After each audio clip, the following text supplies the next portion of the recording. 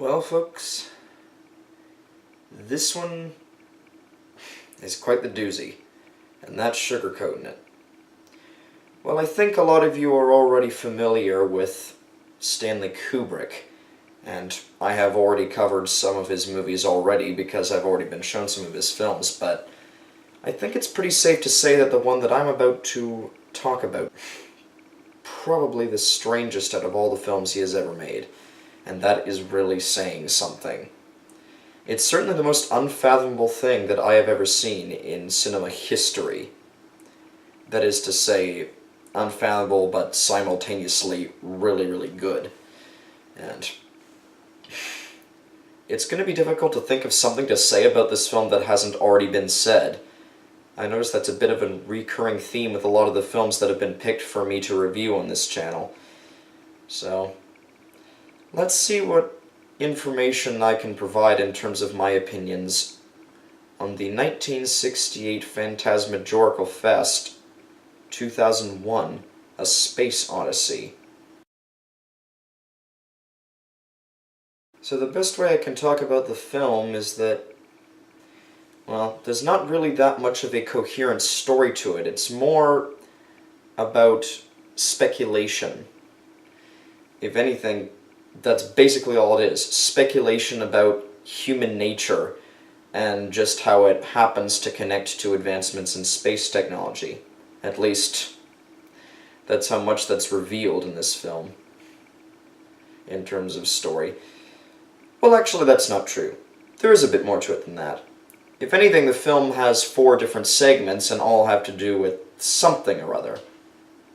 The first segment touches on what is considered the dawn of man. That is to say, ancient apes making their first particularly big breakthrough as people who can use weapons. And this apparently happens due to touching some strange monolithic form that appears. Then, through a rather unusual but innovative match cut, we move to the next segment of the film.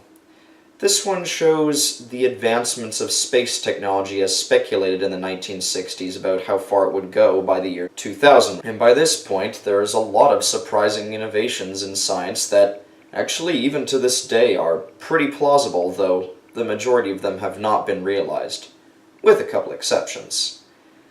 And it mostly covers a business representative traveling from the ISS, I guess, or at least a speculation of what it would be, before traveling to the moon, before finding the monolith there again. It emits some sort of radio signal that pinpoints its way in the direction of Jupiter. And that's where we move to the segment that does take place supposedly in the year 2001, the mission to Jupiter.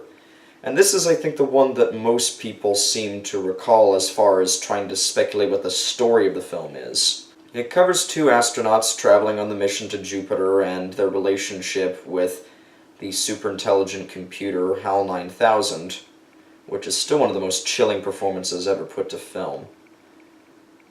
And then, after the events of it are done, we move into the 4th segment where one of the astronauts... well, I don't even know what happens.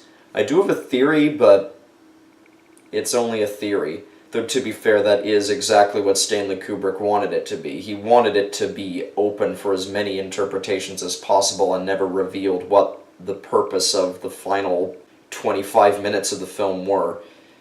Though I can honestly say it's the closest thing to a religious experience I've ever gotten, if not an actual religious experience, because it is the weirdest thing ever. I still don't really know what to think watching that, and I've seen that sequence so many times by this point. So that's the best way I can sum up the plot for this film. What do I think of this film, though?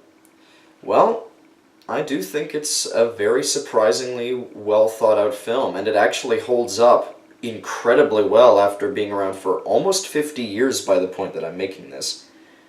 One thing that doesn't entirely hold up are the speculations of science and space technology, though, but it is speculation. But it's not just the fact that it's possible to travel to Jupiter by the year 2001, which sadly is not possible, at least in terms of manned spacecraft, but the fact that a lot of the designs and sets do look kind of 60s. they do really feel like a product of the time in terms of what the general style of sci-fi settings looked like at the time, and it's a little distracting, but it's not too distracting. Certainly the effects are unbelievable. What with what's possible with computer technology and the fact that such unbelievable and seamless effects are done without computer technology at all is really astonishing. It was actually very innovative in its use of front screen projection, which is used very well for the opening segment, because it was pretty much all done in the studio. There was no real location shooting used for the film. Though, really what makes the film work so well is that Kubrick takes all of his usual aspects and pushes each one to the nth degree.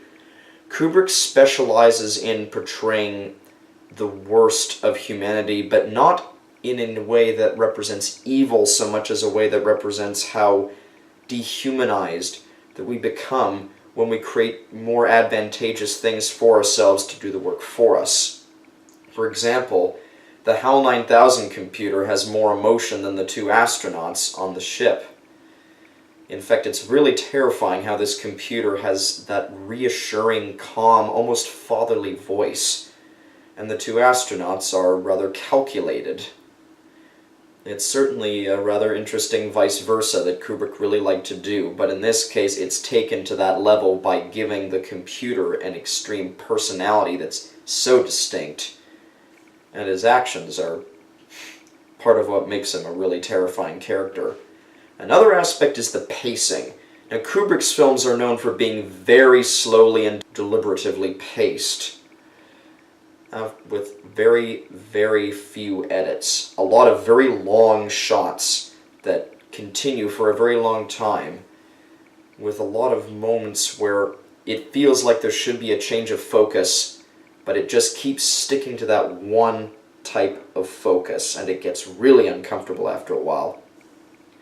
Well, not only is that used to make the conversational scenes more unusual and uncomfortable, but it's also there to try and generate as much realism how long it takes for, say, a spaceship to dock in a base on the moon, or something along those lines. It really takes its time.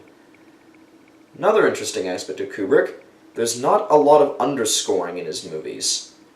In this one, yeah, there's actually surprisingly not a lot of underscoring. I mean, everybody knows this film for its iconic use of the Richard Strauss piece Thus Spoke Zarathustra in its opening, and how it's used 3 times in the piece, and it's thanks to this movie that that piece has been parodied so many times. That and the use of Johann Strauss's Blue Danube Waltz to represent the spaceship's docking. But apart from those 2 pieces and a couple other short sequences, there's actually almost no music in the entire film. It's all ambience. And this is a 2.5-hour movie, so the fact that there's ultimately only about 15 to 20 minutes of actual music throughout the entire film really makes it that much more chilling, because oftentimes a film seems to require a score to work. But in this, it proves that not always is a score necessary for everything. Another aspect of Kubrick, though, it's usually not the dialogue that tells the story. It's almost all about visual spectacle. And again, this film ups the ante by the fact that there's actually very, very little dialogue in this film. Indeed, I think it takes about 22 minutes or so before the very first line of dialogue is uttered in the film after the dialogue-free scene with the pre-human apes. And then the final segment also has no dialogue. It's all atmosphere and effects. However, there is a lot of character established in terms of sounds. If anything, the amount of realism put into this film is actually really terrifying. The whole working in space thing is conveyed with nothing more than the sound of breathing, because that is what a person would hear when inside a spacesuit. They would just hear themselves breathing. But because that scene goes on for as long as it does, it just adds so much to the impact. But to top it off, for the scenes that are actually in space, again, for the sake of realism, there's absolutely no sound at all. No music, no effects, no anything. It's just complete, dead silence. And that makes sense, wouldn't you think? After all, there's no air to carry sound waves in space, so there'd be no sound. But again, that little aspect makes so much of a difference to the effect of this film. And that's just a part of what makes this film such a masterpiece of its kind. Now to come to the point that I think a lot of people would be asking me, what is my opinion on the significance of the main plot device of this film, the monolith? Well, obviously there is no correct opinion because Kubrick deliberately did not answer questions relating to it because he wanted as many opinions as possible to be thought out on this, but my opinion is that it's a sort of trigger. It's something that psychologically creates an image that just baffles to the point of moving forward in some sense, both physically and mentally. Though, it's hard to say, considering as the monolith at the very end seems to transform a human into another creature or whatever. I have no idea, honestly. But certainly the simplest way I can sum it up is it's some sort of thing that comes hand in hand, or goes hand in hand with human evolution, seeing as every time it appears, it triggers some sort of leap in evolution. Possibly from dependence on surroundings to learning how to use technology to live longer, through to extreme dependence on technology, through to a way to perhaps survive with no technology at all, even drifting through space without technology. It's quite an interesting thought. But what about the Stargate sequence at the end?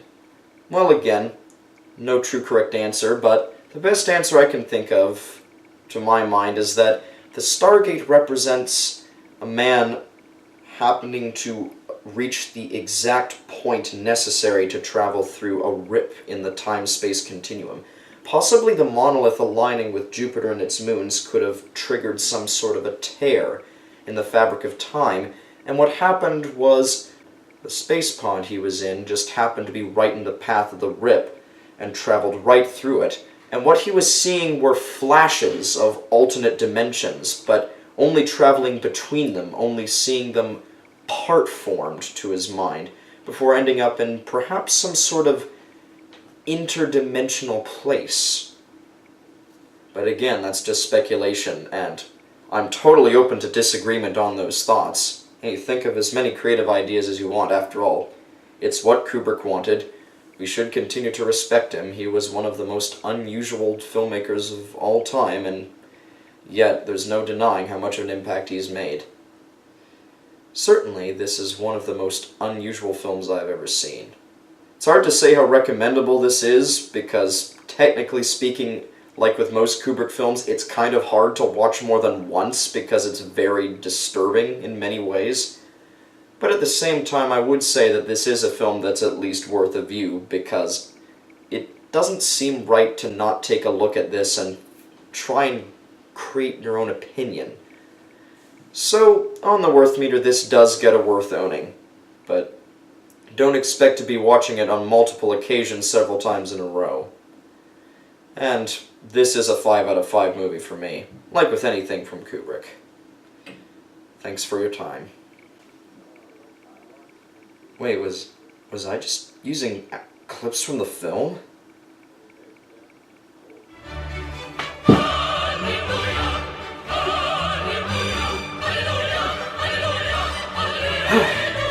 Finally, my videos are becoming more visually intriguing. Praise the Lord. Okay, I'm agnostic, but praise something.